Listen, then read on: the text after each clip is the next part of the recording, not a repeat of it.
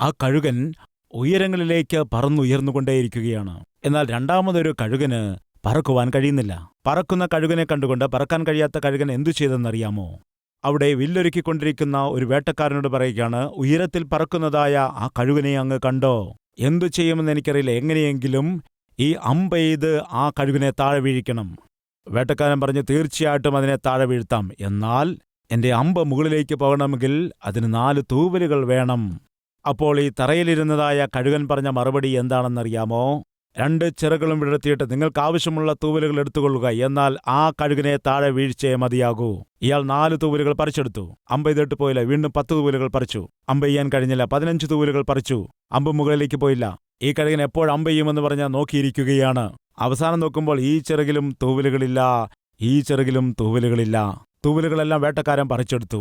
എന്റെ തൂവലുകളെല്ലാം പറിച്ചിട്ടും എന്തുകൊണ്ടാണ് ആ കഴുകനെ അമ്പെയ്ത് വീഴ്ത്തിയില്ല? അപ്പോഴാ വേട്ടക്കാരൻ പറയുകയാണ്, ആ കഴുകനെ എന്തിനാണ് ഞാൻ എഴുതി വീഴ്ത്തേണ്ടത്? എന്റെ ഉച്ചഭക്ഷണത്തിന് നീ ഇവിടെയുണ്ടല്ലോ.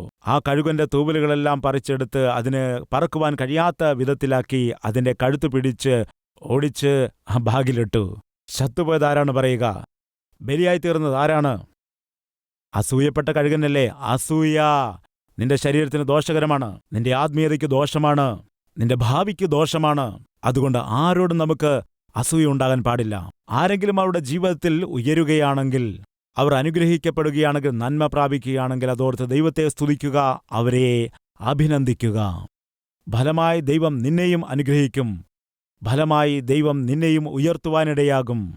ഇതാണ് ഉയർച്ച പ്രാപിക്കാനുള്ള അത്ഭുതകരമായ വിദ്യ. ഇത് പാലിച്ചാൽ അനുഗ്രഹമാണ്.